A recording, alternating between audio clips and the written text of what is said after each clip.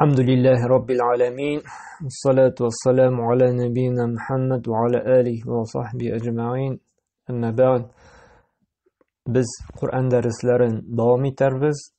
Hem bugünkü derste Nes suresinin tefsiri okup anlatıp giderbiz.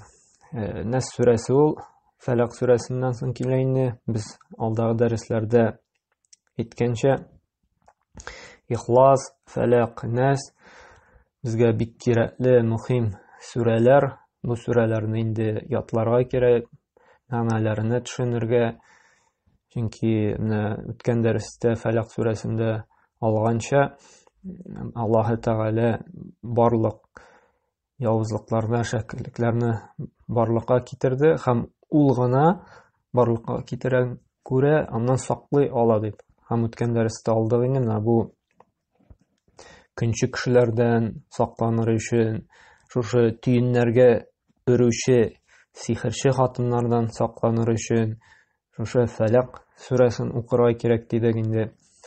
Hem şulayık bugün alırбыз. Nes suresi ul kişiler dip tercüme etildi indi arap tilinde. Nes degan söz ul kişiler. İnsan ul kişi. Köplik sanda arap tilinden indi nes. Bu менә шунда язган Нас дип инде ул кешеләр дип тәрҗемә ителә инде.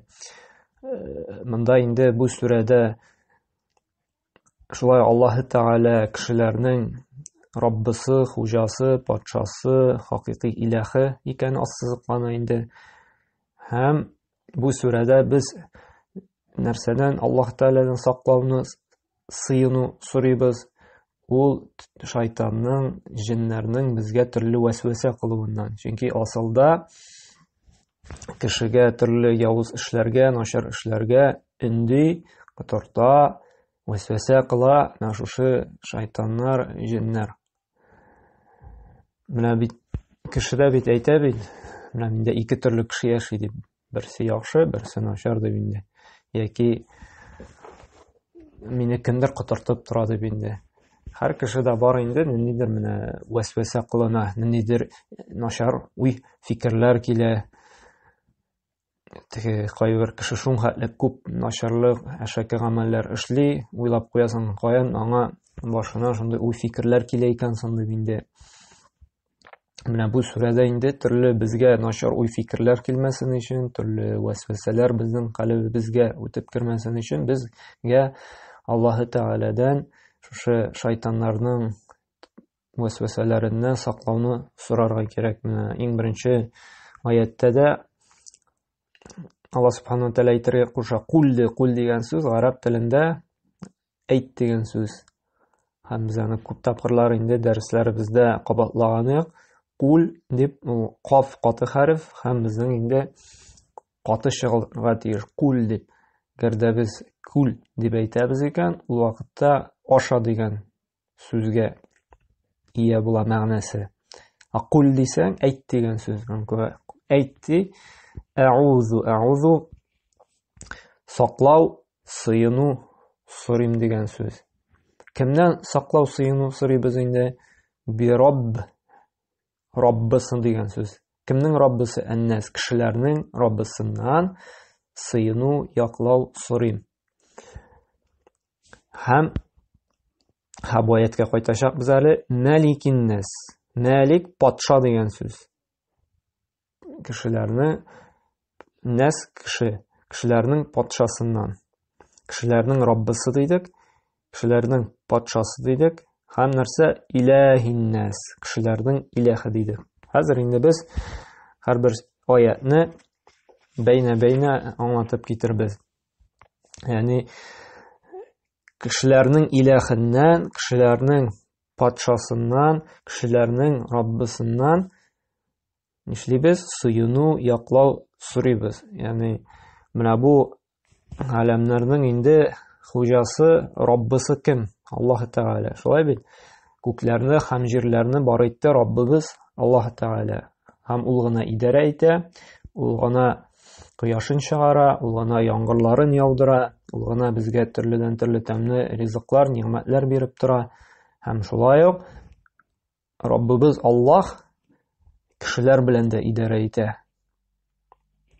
Һәм кешеләрнең дә хуҗасы кем? Мәликиннәс, кешеләрнең дә патшасы Аллаһ Субханаһу ва Тааля. Ягъни президентлар, главалар, башка төрле чиновниклар түгел, галәмнәрнең хуҗасы булган Аллаһ Тааля, хуҗа, патша шушы галәмнәрнең. Чөнки шул ук президент та, шул ук главалар да инде ул Аллаһ Тааляның җирләрендә яшиләр. Алар шулай Аллаһ Тааляның куллары гына.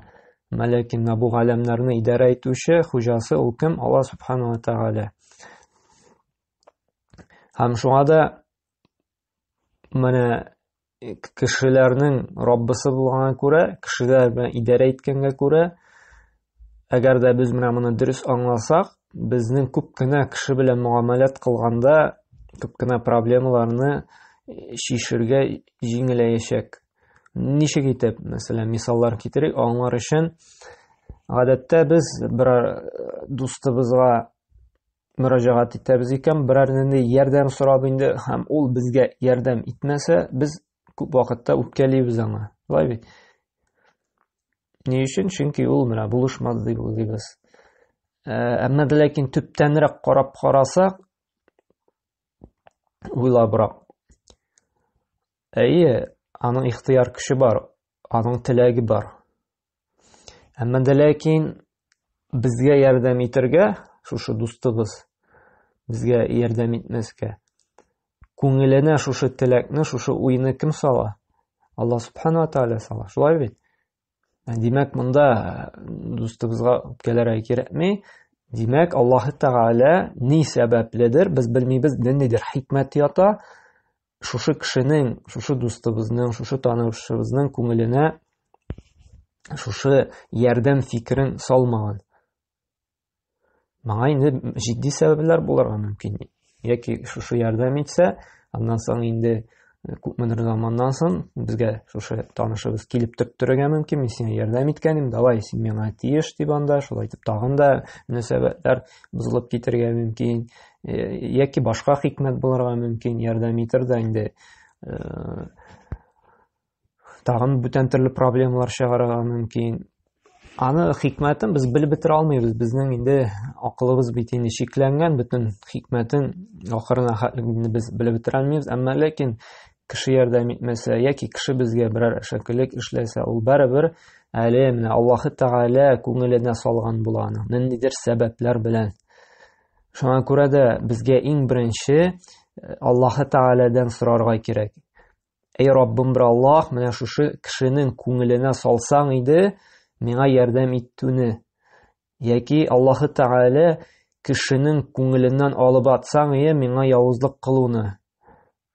Ягъни Аллаһ Тааля аның калбиннән, аның уй фикереннән алып ата икән, сиңа бер начарлык кылуны ул бер нәрсә эшли алмый. Яки күңеленә сала икән, сиңа ярдәм итәргә нәрсә генә булмасын, нинди генә каршылыклар чыкмасын, аның алдында ул барыбер сиңа ярдәм итәчәк. Шуңа күрә кешегә үпкәләргә кирәкми. Әйе, аны тормышта кулланырга бик авыр. Шушы аятларны аңлап, тормышта кулланырга, әмма дә ләкин шушыны аңлап, төшенеп, асылына хәтлек төшеп җитә алсак, һәм тормышта куллана алсак, безнең тормышыбыз күпкә җиңеләеп китәчәк. Шуңа күрә менә кешеләрдән берәрне муамалат кылганда, бер эш эшлисе булганда, иң беренче Аллаһтан ялварырга кирәк.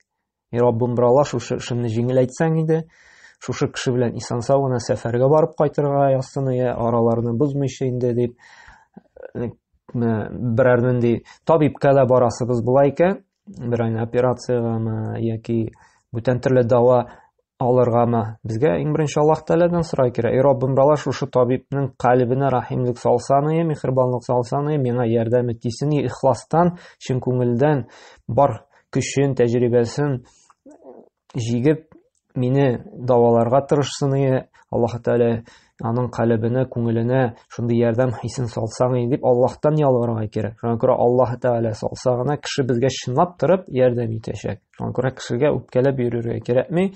Әле барыбер менә без Аллаһ Тааляның куллары гына, Аллаһ Тааля астында яшибез. Ул безнең хуҗабыз. Ул нәрсә тели, шул булачак инде. Шуңа күрә Раббыбыз Аллаһ Тәгалә, ул бар кешеләр белән идарә итә, патшабыз да Аллаһ Тәгалә, ул гына нәрсә тели, нәрсә куша, шул булачак. Шуңа күрә кешеләрдән бер нәрсә дә тормый, әмма ләкин менә бүгенге көндә бит инде без яратабыз, безнең хуҗабыз президентлар, анда нидер Рокфеллерлар, Билл Гейтслар, миллиардерлар дип, бу ялгыш фикер. Без уйлыйбыз инде, күпмедер байлыклары булгач идарә итә, әмма ләкин Аллаһ Тәгалә бар нәрсә белән дә идарә итүче. Кирәк икән Аллаһ Тәгалә иртәгә үк шушы Рокфеллерларны да юкка чыгарырга мөмкин, аларны да бер көн эчендә банкрот ясарга мөмкин. Чөнки бөтен байлык Аллаһ Тәгалә кул астында. Сәламәтлек тә, бөтен экономический кризислар да, бөтен шушы пандемиялар да, ул бөтенесе Аллаһ Тәгалә кул астында. Һәм ул ничек тели шулай идарә итә. Кешенең кул астында бер нәрсә дә тормый. Чөнки кеше күпме генә эшләмәсен, күпме генә тырышмасын, ул нәтиҗәсен күрмәскә мөмкин. Шулай бит. Әгәр дә безнең тырышлыклар белән генә, безнең акыл белән генә әле бөтен нәрсә дә булса иде, бөтен нәрсә без теләгәнчә генә булса иде, без җәннәттә булыр идек. Шулай бит инде. Бу дөньяда да күрәбез бит инде. Кеше менә ни өчен соң алайса бөтен акыллы, кызыл дипломга бетергән кешеләр, 2-3 диплом, высшее образование алган кешеләр бөтенесе бай түгел. Әгәр дә без акылда менә тырышып укысаң, бай буласың дибез бит инде. Нишләп менә укыйсың, син бай түгел. Менә тырышып эшләсәң, син бай буласың дип менә кешеләр күбесе тырышып эшләй, ләкин шулай алар нинер уңышка ирешмәйләр, бай яшәми. Ни өчен? Менә бу күрсәтә, нәтиҗә Аллаһ Тәгаләдән. Кемгә тели, шуңа бирә. Чөнки Аллаһ Тәгалә идарә итә. Уңыш белән дә, байлык белән дә. Шуңа күрә иң беренче Аллаһтан ялварга кирәк. Илаһин-нас дидек, шулай бит, кешеләрнең илаһыннан. Илаһ нәрсә соң? Илаһ ул табыну объекты. Ягъни нәрсәгәдер булса, кеше табына икән, итәгать итә, буйсына икән, ялвара, сорый, курка, өмет итә икән, тәвәккәл кыла икән, ул илаһ була. Кеше ни өчен табына, ни өчен буйсына? Чөнки ул белә, ул үзе генә, ул заиф, аның бар нәрсәгә дә көче җитми. Ул үзеннән кыдрәтлерәк, көчлерәк, булдыклырак, гыйлемлерәк нәрсәгә табынып, аннан сорый, ялвара.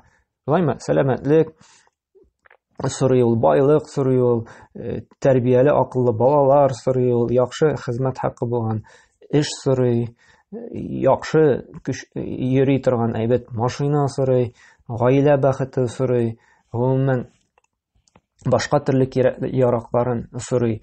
Ни өчен? Чөнки ул белә, үзе генә менә моны булдыра алмый. Ниндидер шундый бик көчле зат бирә ала. Һәм шуңа табынып инде үзенең илаһыннан сорый. Әмма ләкин табынмыйча, буйсынмыйча, нәрсәдән дә сорамыйча, нәрсәдән дә куркып яшәми торган кеше юк. Бәрабер кеше табына. Чөнки кешенең максаты ул гыйбадәт кылу, нәрсәгәдер булса да табыну. Чөнки ул шуның өчен яратылган. Аның максаты табыну, гыйбадәт кылу. Аллаһ Субхану Тәгалә бит инде Әҙәриәт сүрәсендә дә 56-нчы аятта әйтә бит: "Ва ма халактул җинна вал инса илля лиябудун" ди. Мин кешеләрне һәм җиннәрне бары тик миңа гыйбадәт кылсыннар өчен барлыкка китердем ди. Менә бу ачыктан ачык бәян кыла Аллаһ Тәгалә.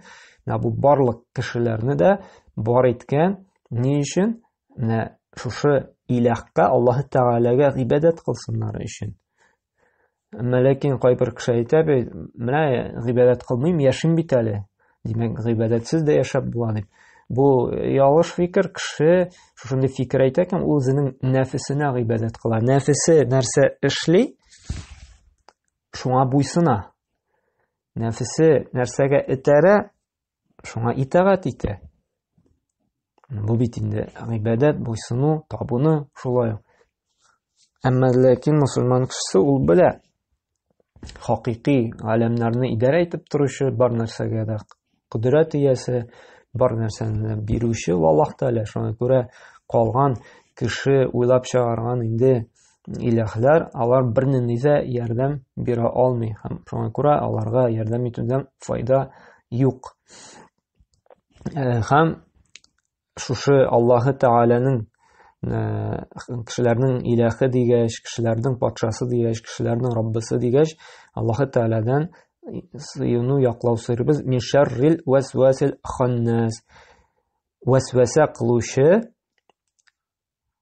җиннәрнең явызлыгыннан саклау, сыену сорыйм ди. Вәсвәс мин шәрри, шәр бузыклыктан дигән сүз инде, тән дигән инде бу кушымча инде, шәр бузыклык, начарлык, вәсвәсә, монысы инде вәсвәсә кылу инде, төрле күңелебезгә уй фикерләр кертү.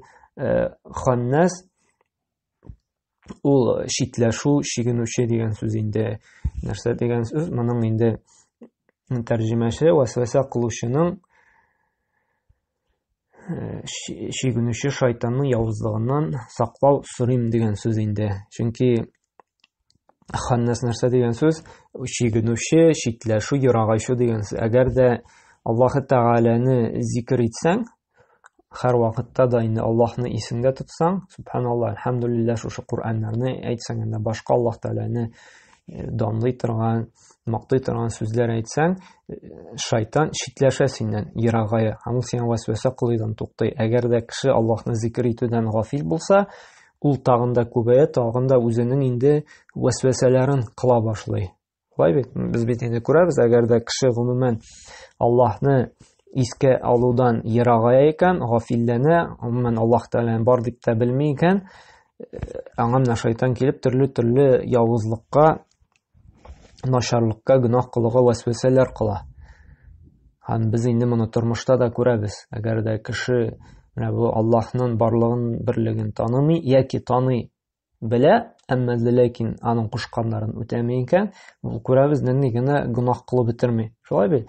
Ул зинасын да кылырга мөмкин, чөнки шайтан килә, вәсвәсә кыла, аны бит матур кыз, матур хатын, әйдә аның да күңелен күр, аңа рәхәт булыр, сиңа рәхәт булыр дип инде һәм зинага табына, зинага керә. Яки вәсвәсә килә дә, менә бит монда эшеңдә бер үзеңнән калдым, бер көн күрми, әйдә моннан нәзәр кенә кагазын урланда, тегесен урла, монсын урла, сиңа кирәк бит, зарплата җитми бит дип инде вәсвәсә кыла да, шул вәсвәсәгә бирелеп кеше караклыкка китә. Һәм монда мисаллар бик күп китереп була инде. Ул теге явызлыкның иге-шиге кырые юк.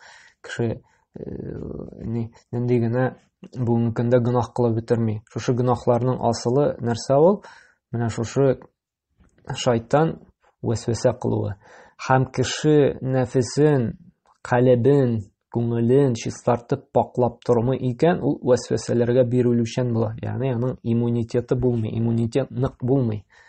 Һәм шуңа да без менә төрле вәсвәсәләргә бирелмәс өчен безгә күбрәк Аллаһ Тәгаләне зикр итәргә кирәк, һәм шушы сүрәләрне укып үзебезне эшкәреп торырга кирәк. Шул вакытта гына безгә төрле вәсвәсәләрдән сакланырга ярдәм булачак инде. Һәм нишлиди шушы явыз шайтан? Әлләзи кайсысыды ювасвису вәсвәсә кылады фи судуриннас, кешеләрнең, судур дигән сүз, ул күкрәк дигән сүз, кешеләрнең күкрәгенә. Ул кешеләрнең күңелләренә, күкрәкләренә вәсвәсә кылады. Һәм шушы вәсвәсә кылучыды ул минәл җиннәти вәннас, җиннәрдән дә булады һәм кешеләрдән дә булады. Ягъни безнең күңелләребезгә төрле начар уй, фикерләр кертүче, гөнаһларга этәрүче, ул шулай җиннәрдән дә булырга мөмкин. Безнең бит менә уйлап утырганда да төрле уй, фикерләр килә. Шулай бит явыз фикерләр дә килә. Иң куркынычы Аллаһ бар микән ул дигән фикерләр килергә мөмкин. Монысы инде иң куркынычы инде. Һәм шундый фикерләр килә. Ул вакытта без Аллаһ Тәгаләдән саклану, сыену сорарга кирәк инде. Аузу биллаһи минәш шайтанир раҗим дип инде. Һәм вәннәс, кешеләр тарафыннан да булырга мөмкин ди. Бит шушы вәсвәсә кылучыларды кешеләрнең күңелләренә, күкрәкләренә ул ди җиннәрдән ди. Һәм вәннәс, кешеләр тарафыннан да булырга мөмкин ди. Чынлап та бит теге әйтәләр бит әле, бу кешегә каян шундый явызлык башына килә икән дип. Була бит шундый начар кешеләр авылда яки бер районда, гел менә начарлык юлында ул. Гел бер көн берәрсен кыйный, берсен икенче көндә талый, өченчесен анда урлый, дүртенчесен анда көчлей. Гел шундый явызлык, әшәкелектә һәм кеше шакката. Ничек бу кешедә шуңгайлык фикер туала шушындый явызлыкка? Каян белеп бетерә ул теге? Бүгенге көндә дә бит аферистлар күп. Нинди генә бүгенге көндә кешеләрне алдау юлларын уйлап чыгармыйлар. бу бөтенесе нәрсә белән килә? Шушы вәсвәсәләр белән, шушы шайтаннар, җиннәр килеп кешеләрнең күңелләренә вәсвәсә кыла һәм кеше эшли. Һәм менә бу берсе җиннәрдән булса, икенчесе кешеләр тарафыннан да булырга мөмкин. Чынлап та бит кешеләр килеп котыртырга мөмкин. Шуңа күрә әйтәләр бит, кемнең арбасына утырсаң, шуның җырын җырларсың дип инде. Ягъни явыз дуслар, әшәке дуслар булса, шушы дусларны син котыртып торачак. Әйдә, мәсәлән, шунда барып, ул заиф кына кеше юк, үзе генә тора, аны талап чыгабыз, аны кеше җитми безгә каршы торырга дип, бер куркак ул, беркемгә дә бер нәрсә заявление бирмәячәк, әйдә кыйнап чыгабыз, акчаларын алабыз, байлыгын алып чыгып китәбез дип инде. Теге дусты үзе генә булса, аны эшләмәскә мөмкин. Әмма ләкин инде шушы кеше котыртканга керә, вәсвәсә кылганга керә, ул аңа ияреп китергә мөмкин. Шуңа күрә бит инде теге әти-әниләр дә кайбер зарланып киләләр, менә улым анда яки кызым анда бик яхшы инде, тәртипле, ләкин дуслары начар, дуслары котырта дип инде. Менә шул кайбер җен рәвешендә булган кешеләр башка яхшы кешеләрне котыртып, начар юлга алып кирип китәләр инде. Шуңа күрә дә менә шушы сүрәне укып безне котыртырга, менә шушындый явыз кешеләр килмәсен өчен шушы сүрәләрне укырга кирәк инде.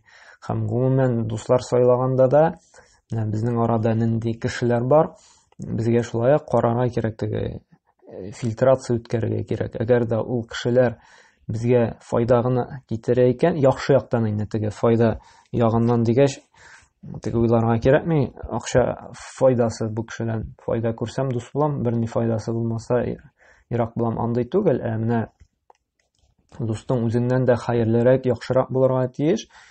Ул синең гел хәерлеккә, яхшылыкка этәрә торган. Мәсәлән, анда шушы Аллаһны зикр итәргә, искә төшерергә, яки анда менә ишеттем бит әле. Анда күрше авылда кешеләр янган. Син анда берәр төрле ярдәм күрсәт, мин берәр төрле ярдәм күрсәтим, барып аңа ярдәм итеп кайтыйк. Менә анда күрше районда бер бала авыртып киткән икән, операция кирәк, әйдә барып аңа әзрәк кенә инде сәдака биреп килик. Менә монда мәчет төзелә икән, монда ремонт эшләре бара икән, барып материал белән акчалата ярдәм итик.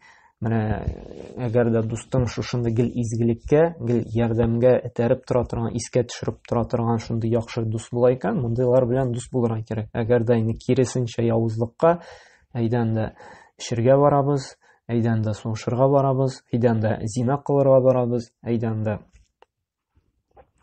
алдаларга, төрле афераларга барабыз дисәк, мондый дуслардан ерак булырга кирәк. Чөнки мондый дуслар ул бер авырту кебек, бер теге агу кебек. Чөнки без беләбез бит инде теге бер галим әйткән, кешеләрне дүрткә бүлеп була дип.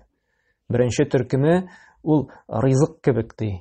Көненә безгә бит инде 2-3 ашарга кирәк, 9-10 тапкыр су эчәргә кирәк, шулаймы, әйбәт кенә яшәр өчен.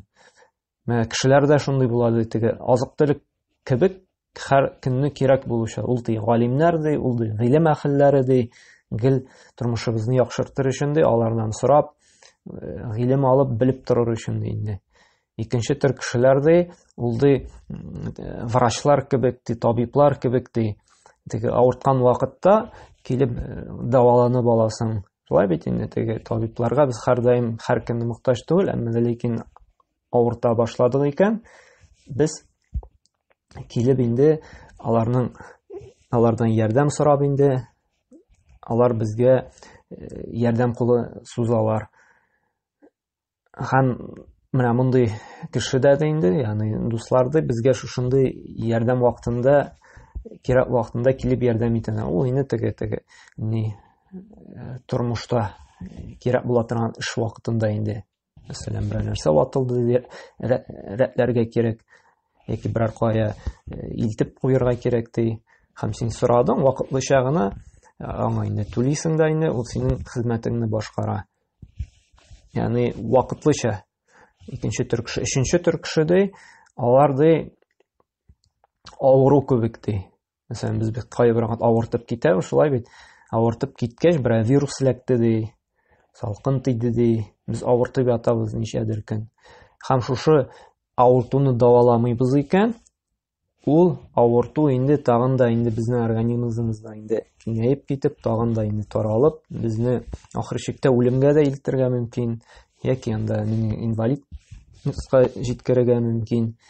Шуңа күрә менә бу авыруны даваларга кирәк. Һәм менә өченче төр кешеләрдә ди, аларда менә бу әшәкелеккә, явызлыкка этәрә торган кешеләр ди, синең гел котыртып торучылар ди, начар эшкә инде. Һәм дүртенче төр кеше ди, ул ди агу кебек ди, ят кебек ди. Шушы син бит агу яки ят үссәң, син 100% инде үләчәксең. Шулай бит. Дүртенче кеше ди инде ул гомумән менә шушы атеистлар, теге Аллаһны инкар итүче, гомумән шун теге бик каты zulm кылучы инде бандитлар белән чагыштырсак була инде.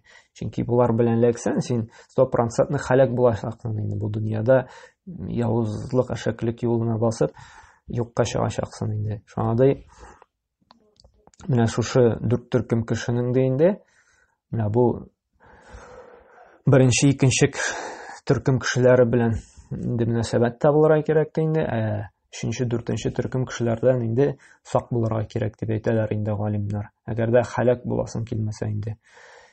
Һәм гомумән менә шушы кешеләрнең инде явызлыгыннан алар безгә инде төрле күңелебезгә кытыртулар, шик-шөбһәләр кертмәсеннәр өчен инде безгә менә шушы сүрәләрне укып, үзебезне эшкереп, Аллаһ Тәгаләдән яклау, саклау сорап торырга кирәк инде. Һәм тагын бер кыскача гына кабатлыйм, менә шушы Ихлас, Фалак, Нас сүрәләрен инде безгә шушы кешеләрнең төрле явыз вәсвәсәләре булмасын өчен, безгә сихерчеләрнең бузымнары кермәсен өчен, көнчеләрнең күз тиюләре тәэсир итмәсен өчен, һәм башка төрле явызлыклардан, начарлыклардан сакланыр өчен, йоклар алдыннан безгә ушыбызга өреп, 3-3 тапкыр инде шушы сүрәләрне укып, безгә инде шүкреп тәнебезне сыпырга кирәк. Һәм иртәнге намаздан соң, кояш чыгар алдыннан 3-3 тапкыр укырга кирәк. Акшам намазыннан соң, кояш байгач 3-3 тапкыр укырга кирәк. Һәм гомумән йөргәндә дә шушы сүрәләрне укып, Аллаһ Тәгаләдән саклау, яклау сорап торырга кирәк. Чөнки бу бик көчле шундый сүрәләр булып тора инде, кайсылары безне менә шушы күз тиюләрдән, сихерләрдән, бузымнардан саклый торган. Чөнки менә шушы сүрәләрне укып, без турыдан-туры Аллаһ Тәгаләгә мөрәҗәгать итеп, Аллаһ Тәгаләдән сорыйбыз. Менә бу кеше уйлап чыгарган төрле анда талисманнар, миләш агачлары, ат дагалары һәм башка төрле ташлар булсынмы, анда потлар булсынмы, агачлар булсынмы, төрле җипләр булсынмы, алар берсе дә күз тиюдән дә, сихердән дә, бузымнан да саклый алмый. Чөнки аларга андый көч-кодрәт бирелмәгән. Алар әле кешене түгел, үзләрен дә саклый алмый. Утка яксаң янып бетәләр, суга атасың икән баталар, күпмедер вакыттан соң чиреп вообще юкка чыгалар. Чөнки әгәр дә алар үз-үзләрен яклый алмый икән, ничек итеп алар кешене яклый алсын? Шуңа күрә Аллаһ Тәгалә бар дөньяны бар иткән, һәм явызлыгында ул гына кешеләрне сынар өчен бар иткән, күз тиюне дә Аллаһ Тәгалә бар иткән, кешеләрне сынар өчен инде. Һәм Аллаһ Тәгалә генә үзе генә шушы үзе бар иткән нәрсәләрдән үзе генә саклый ала. Шуңа күрә безгә дә барлык явызлыктан да, әшәкелектән дә Аллаһ Тәгаләдән сорарга кирәк, чөнки ул гына кодрәтле безне сакларга. Һәм шушы сүрәләрне менә бу Ихлас, Фалак, Нас сүрәләрен инде укып, үзебезне эшкереп, һәр вакытта да Аллаһ Тәгаләдән дуада булсак, без инде имин булачакбыз. Барлык төрле бузыклыклардан да, бузымнардан да, күз тиюләрдән дә, сихерләрдән дә инде. Әгәр дә инде ерагайсак Аллаһ Тәгаләдән инде шушы сүрәләрне укудан, гомумән Аллаһны зикр итүдән, үзебезне эш күрүдән, Куръан укудан, бу вакытта инде менә бу күз тиюдә, сихердә, бузым керү ихтималлары бик каты күбәя. Чөнки Аллаһ Тәгалә без истә тотмачак инде, безнең шушы иммунитет булмаячак. безнең менә бу көчле иман иммунитеты булсын өчен һәр вакытта да Коръән укып, шушы сүрәләрне укып, Аллаһ Тәгаләдән дуалар белән ялварып, безгә көчле имани иммунитет барлыкка китерергә кирәк инде. Шуңа күрә менә калебләребезне Аллаһ белән бәйләп, гафил булмыйча, Аллаһ Тәгаләдән саклау сорасак инде, һичшиксез без бәхет, сәгадәттә, күңел тынычлыгында яшәячәкбез. Һәм Аллаһ Субханаһу ва Тәгалә һәр барчабызга да инде һидаят тәүфыйк бирсен, Аллаһның саклавы астында гына яшәргә насыйп эйләсен. Аллаһ Тәгалә барча бозыклыклардан да, явызлыклардан да, сихерләрдән дә, күз тиюләрдән дә, көнче кешеләрдән дә үзе генә сакласын. Һәр барчабызда да ныклы иман белән һәр вакытта да Аллаһ Тәгаләне зикр итеп, аны танып, аңа буйсынып, аның кушканнарын үтәп, ахыр чиктә инде ике дөньяның бәхетенә дә ирешеп, Фирдәүс җәннәтләренә керергә насыйп эйләсен. Субханакаллаһумма бихамдик, ашһаду ан ла илаһа илля ант, астагфирука ва атубу илейк.